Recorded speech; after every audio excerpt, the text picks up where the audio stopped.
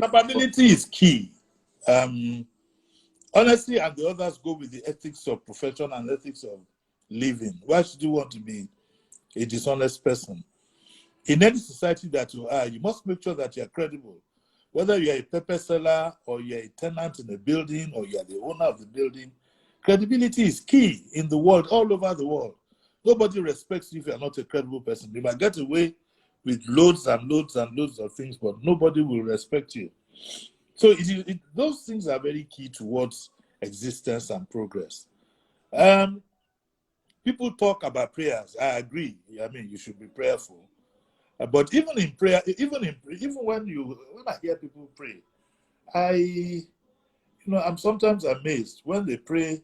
They ask God for specific things. I want you to give me a car. I want you to give me this. I want you to give me a house. All I ask for when I pray is a one-sentence prayer: "Thy will be done." Because it is God who determines what you get and don't get, what you will be and what you will not be. And he has his reasons. And I'm one of those who believe very strongly that God's ways are not our ways. Some of the things that you ask for, believe you me, the people who asked for it, got it, and which they never did. People don't seem to understand that sometimes the man who falls asleep in a downfall bus is more at peace than some people sitting at the back of a Rolls Royce. That is a fact of life. Because if the man in the downfall was so disturbed, he cannot find sleep. You get it? Yeah. Therefore, people need to understand life and stop chasing shadows and stop doing what fella used to tell us, what he used to call follow. Yeah. You need to know the path, You need to ask yourself, what have I come? I knew very early what I was, and it's by the grace of God, and I thank him so much for it. I knew that I was going to be a journalist. I knew that I would be what some people will call a radical, because what people call a radical here are those who insist that the proper thing be done.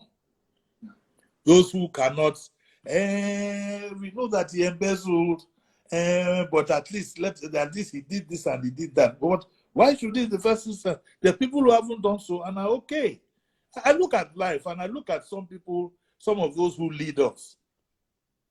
I look at life, for example, I have loads of friends. Some of them are stinkingly rich, but some of them still ask me, Jimmy, how do you do it? Oh, on Lonti any?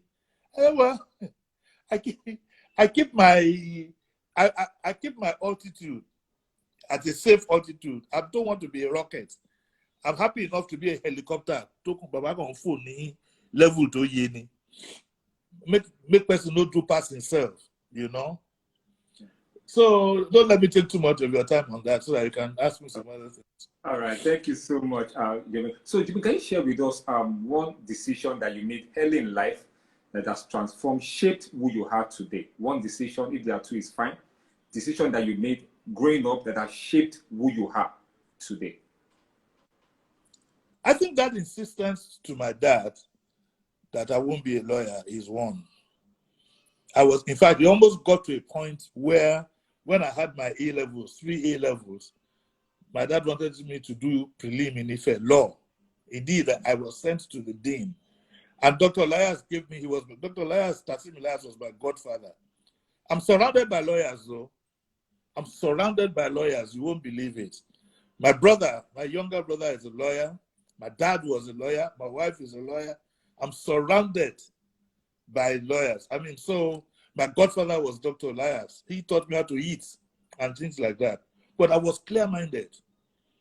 And it wasn't, the funny thing is, people should understand that way back when I decided, it wasn't prestigious. Today, you have what you call OAPs. Ask anybody my age, they'll tell you 20 years ago, nobody knew of anything called OAP.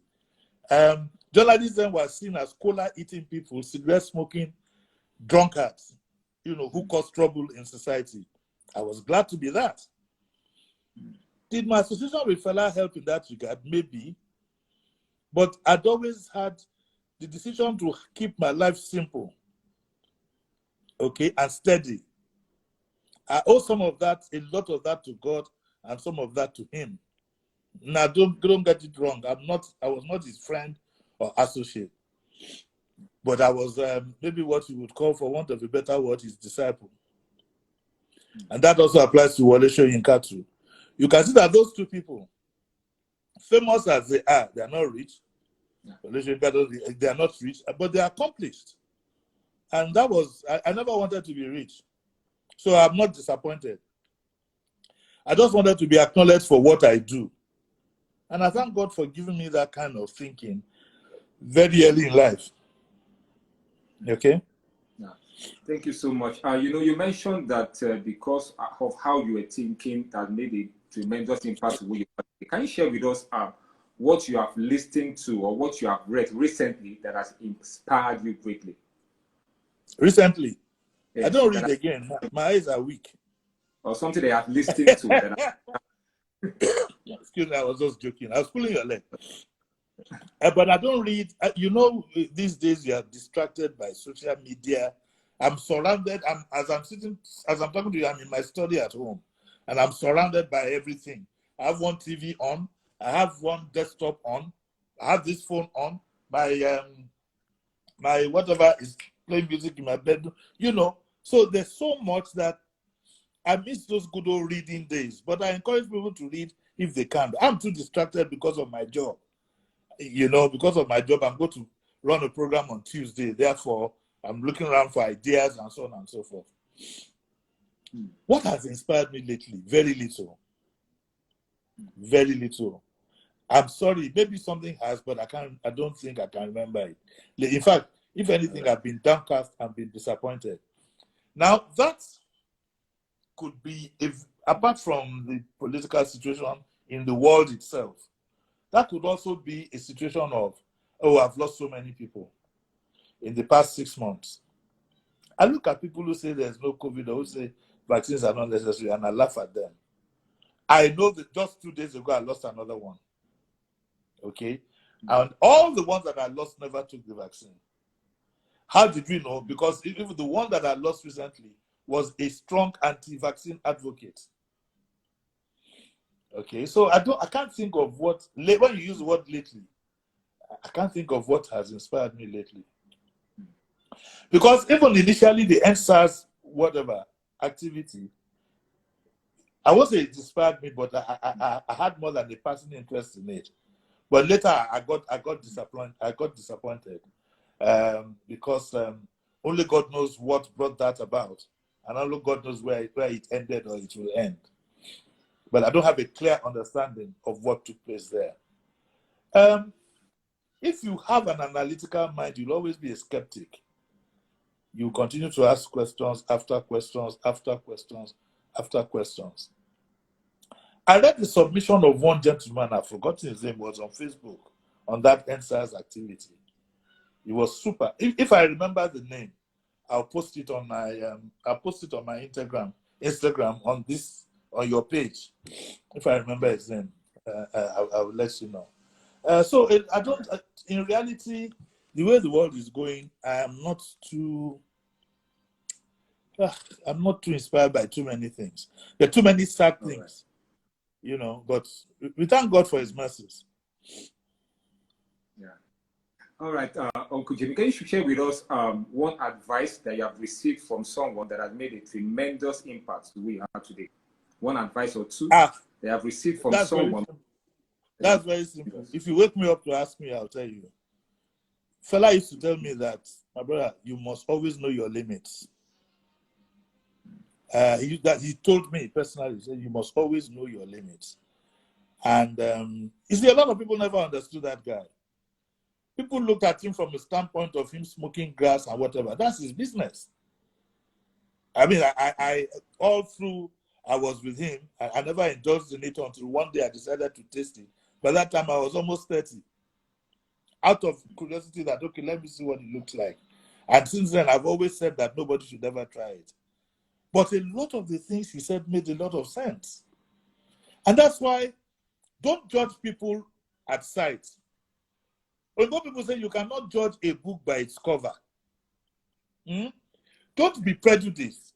Yeah. Every Friday, for example, I read some philosophical thing that some Muslim cleric publishes. And I found people challenge me to say, what is your business? And I said, but look at the substance. Don't look at the messenger, look at the message. Our people need to open up their minds and stop all these prejudices and classification of human beings. If you do that, you won't go far. There are some people who are structured to say the right things, but they don't talk from the heart. If you don't study them, if you don't look close enough, some people go to a political rally, they tell you all the sweet things. Look at your top politicians now. When they were campaigning all over the country, we will give you health facilities. They were carrying broom. You give health facilities. The two major people in the APC were both in London for treatment when doctors were on strike here.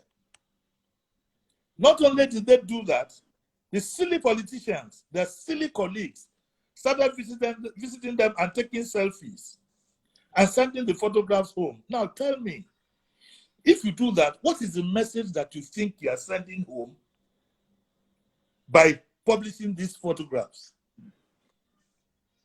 Do you understand what I'm saying? What message? These people are selfish. They are just talking to you from the top of their head. That's why you need to look for sincerity of purpose. And believe you me, you might find it in an unexpected place. I tell you a joke. One day I heard that there was one masquerade that came out in Badagry. So that this masquerade came out, all of a sudden, I don't know how to say that in English. Just became the celestial prophet and he started preaching, and people were writing down what he was saying. He started prophesying. This Egun Okosemi. Then he took off the. So you must be open-minded, and sniff around for opportunities and good whatever. All right, thank you so much, Jimmy. Can you share with us one principle that you personally live by? The principle I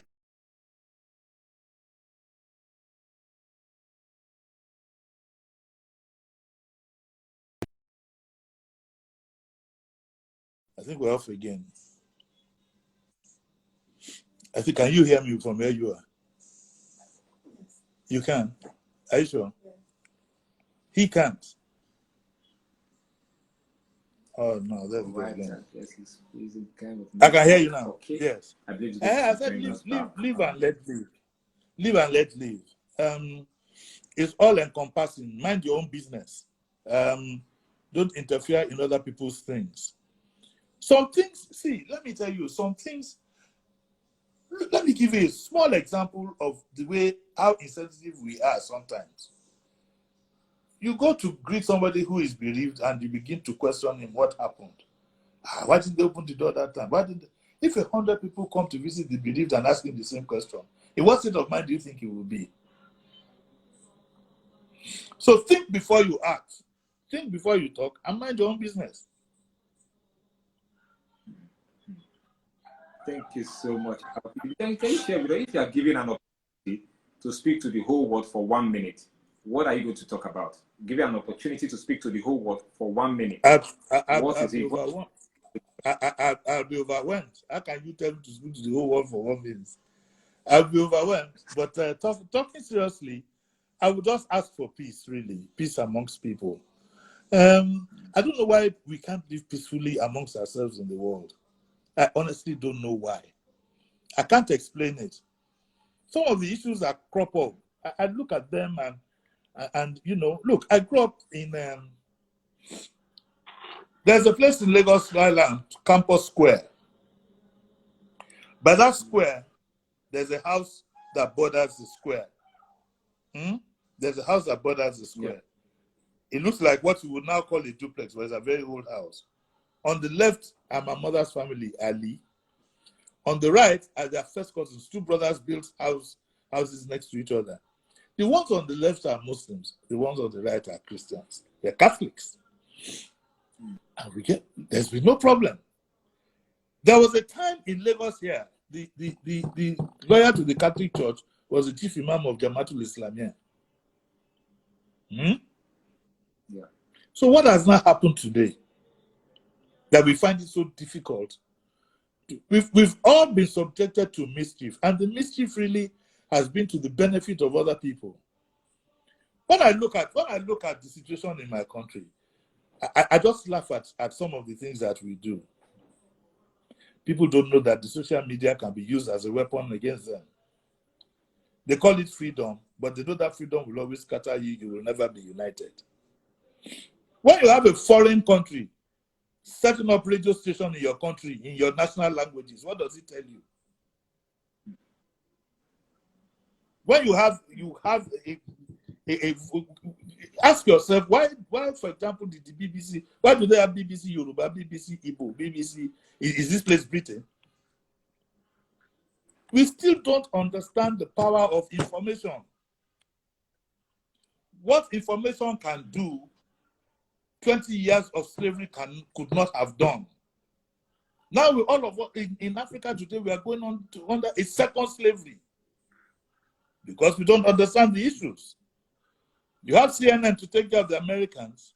You have BBC to take care of British interests. You have Al Jazeera to take care of the Arab interests. The Chinese have their radio. Where is the African radio? You're busy fighting yourselves. You ask yourself, why would BBC want to set up BBC Yoruba, BBC Hausa service? Go through their content. And what does it tell you? You know, so I've even forgotten where I was talking from now. I've deviated. What was your question? You know, so we need. You're talking about. I said what? If what I will tell the world, yes. What I will also tell my own people inside the corner is that this world is a competitive world. It's a concrete jungle. Nobody helps the other. No, I repeat, nobody helps the other.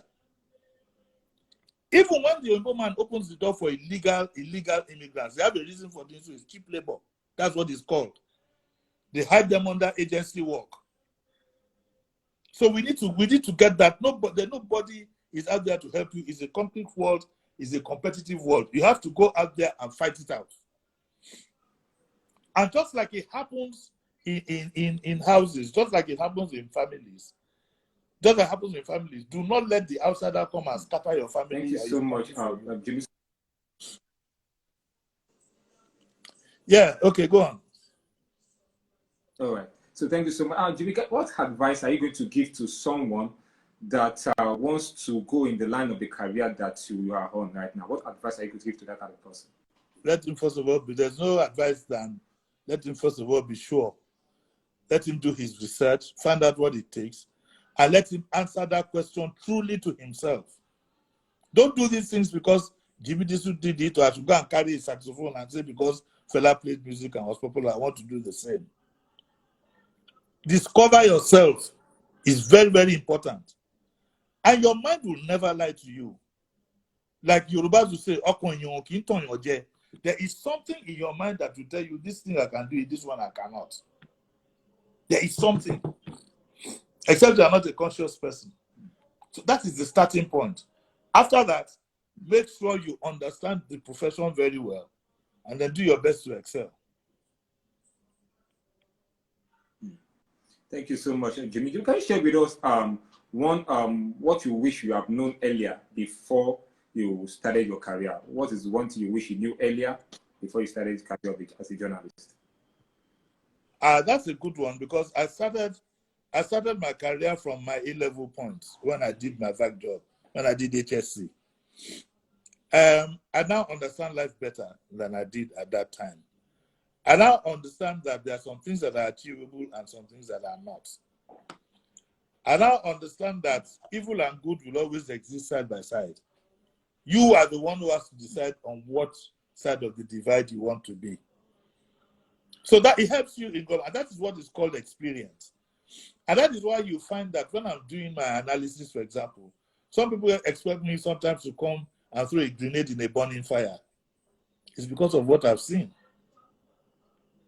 It's because of what I've seen. And that is the essence of life, growing up. That is what you call experience. When you say you want experienced people to handle, you're not taught at school, you can't acquire it as you grow life's experience, then it forms and molds your this. So lots of things that I wish I had known earlier, but you wouldn't have known them as a young man. Very unlikely. These things are shaped by my own experience. Thank you so much, Jimmy. So, Jimmy, if we want to round up now, can you share what is the 3 advices you are going to give to me? If you have to give me an advice to put in my heart today, what will those advice be? Keep doing what you are doing once you are sure it's what you want to do. That's all. Keep at what you are doing. Nothing starts easy. Let me tell you a bit. I knew I wanted to be a journalist. Okay, so people don't know I didn't study anything concerning radio. I started this radio thing as a joke. I was doing it for free. I'm sure some of you remember I used to do analysis on channels, TVC, for free, just for the love of the profession. Because another thing I forgot to add is that journalism is a calling. It's like priesthood. It's a calling. It's something that has to be inside you. So I used to do this thing for free. Oh, today, now I take job. You want to know how much I made? No. The tax people are still around. But I can tell you this. Today, I make a tidy sum and I can pay my bills. And I thank God for that. I'm not no more millionaire now, because I'm not a billionaire, but I'm extremely happy. Look at me at my age. Most people say you don't look your age. I sleep at night, I wake up in the morning. I'm a very happy man. Okay, so that's what it is. All right. Thank you so much. So,